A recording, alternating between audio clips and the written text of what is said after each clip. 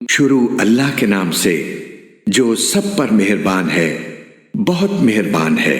بڑی شان ہے اس ذات کی جس کے ہاتھ میں ساری بادشاہی ہے اور وہ ہر چیز پر پوری طرح قادر ہے، جس نے موت اور زندگی اس لیے پیدا کی تاکہ وہ تمہیں آزمائے کہ تم میں سے کون عمل میں زیادہ بہتر ہے، اور وہی ہے جو مکمل اقتدار کا مالک، بہت بخشنے والا ہے، جس نے 7 آسمان اوپر تلے پیدا کیے۔ تم خدائے رحمان کی تخلیق میں کوئی فرق نہیں پاؤ گے۔ اب پھر سے نظر دوڑا کر دیکھو، کیا تمہیں کوئی رخنہ نظر آتا ہے؟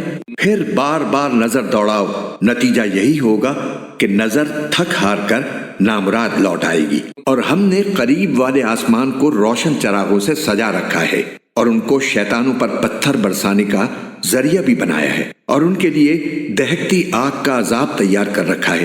اور جن لوگوں نے اپنے پروردگار سے کفر کا معاملہ کیا ہے ان کے لیے جہنم کا عذاب ہے، اور وہ بہت برا ٹھکانہ ہے۔ جب وہ اس میں ڈالے جائیں گے تو اس کے دھاڑنے کی آواز سنیں گے اور وہ جوش مارتی ہوگی، ایسا لگے گا جیسے وہ غصے سے پھٹ پڑے گی۔ جب بھی اس میں کافروں کا کوئی گروہ پھینکا جائے گا تو اس کے محافظ ان سے پوچھیں گے کہ کیا تمہارے پاس کوئی خبردار کرنے والا نہیں آیا تھا؟ وہ کہیں گے کہ ہاں، بے شک ہمارے پاس خبردار کرنے والا آیا تھا، مگر ہم نے اسے جھٹلا دیا اور کہا کہ اللہ نے کچھ نازل نہیں کیا، تمہاری حقیقت اس کے سوا کچھ نہیں کہ تم بڑی بھاری گمراہی میں پڑے ہوئے ہو۔ اور وہ کہیں گے کہ اگر ہم سن لیا کرتے اور سمجھ سے کام لیا کرتے تو آج دوزخ والوں میں شامل نہ ہوتے۔ اس طرح وہ اپنے گناہ کا خود اعتراف کر لیں گے۔ غرض پھٹکار ہے دوزخ والوں پر۔ اس کے برخلاف جو لوگ بن دیکھے اپنے پروردگار سے ڈرتے ہیں ان کے لیے بے شک مغفرت اور بڑا اجر ہے۔ اور تم اپنی بات چھپا کر کرو یا زور سے کرو، سب اس کے علم میں ہے، کیونکہ وہ دلوں تک کی باتوں کا پورا علم رکھنے والا ہے۔ بھلا جس نے پیدا کیا وہی نہ جانے، جبکہ وہ بہت باریک بین مکمل طور پر باخبر ہے۔ وہی ہے جس نے تمہارے لیے زمین کو رام کر دیا ہے، لہٰذا تم اس کے مونڈوں پر چلو پھرو اور اس کا رزق کھاؤ، اور اسی کے پاس دوبارہ زندہ ہو کر جانا ہے۔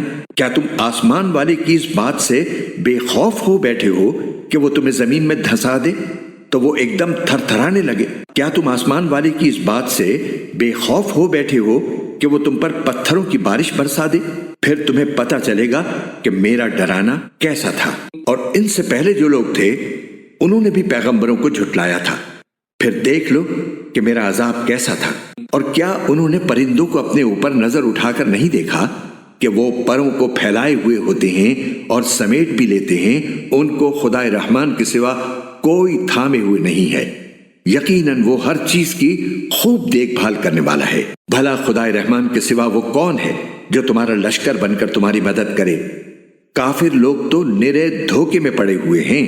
اگر وہ اپنا رزق بند کر دے تو بھلا وہ کون ہے جو تمہیں رزق عطا کر سکے؟ اس کے باوجود وہ سرکشی اور بیزاری پر جمے ہوئے ہیں۔ بھلا جو شخص اپنے منہ کے بل اوندھا چل رہا ہو وہ منزل تک زیادہ پہنچنے والا ہوگا، یا وہ جو ایک سیدھے راستے پر سیدھا سیدھا چل رہا ہو؟ کہہ دو کہ وہی ہے جس نے تمہیں پیدا کیا ہے اور تمہارے لیے کان اور آنکھیں اور دل بنائے، مگر تم لوگ شکر تھوڑا ہی کرتے ہو۔ کہہ دو کہ وہی ہے جس نے تمہیں زمین میں پھیلایا اور اسی کے پاس تمہیں اکٹھا کر کے لے جایا جائے گا۔ اور یہ لوگ کہتے ہیں کہ اگر تم سچے ہو تو بتاؤ کہ یہ وعدہ کب پورا ہوگا؟ کہہ دو کہ اس کا علم تو صرف اللہ کے پاس ہے اور میں تو بس صاف صاف طریقے پر خبردار کرنے والا ہوں۔ پھر جب وہ اس قیامت کے عذاب کو پاس آتا دیکھ لیں گے تو کافروں کے چہرے بگڑ جائیں گے اور کہا جائے گا کہ یہ ہے وہ چیز جو تم مانگا کرتے تھے۔ اے پیغمبر ان سے کہو کہ ذرا یہ بتلاؤ کہ چاہے اللہ مجھے اور میرے ساتھیوں کو ہلاک کر دے یا ہم پر رحم فرما دے، دونوں صورتوں میں کافروں کو دردناک عذاب سے کون بچائے گا؟ کہہ دو کہ وہ رحمان ہے، ہم اس پر ایمان لائے ہیں اور اسی پر ہم نے بھروسہ کیا ہے، چنانچہ عنقریب تمہیں پتہ چل جائے گا کہ کون ہے جو کھلی گمراہی میں مبتلا ہے۔ کہہ دو کہ ذرا یہ بتلاؤ کہ اگر کسی صبح تمہارا پانی نیچے کو اتر کر غائب ہو جائے تو کون ہے جو تمہیں چشمے سے ابلتا ہوا پانی لا کر دے دے؟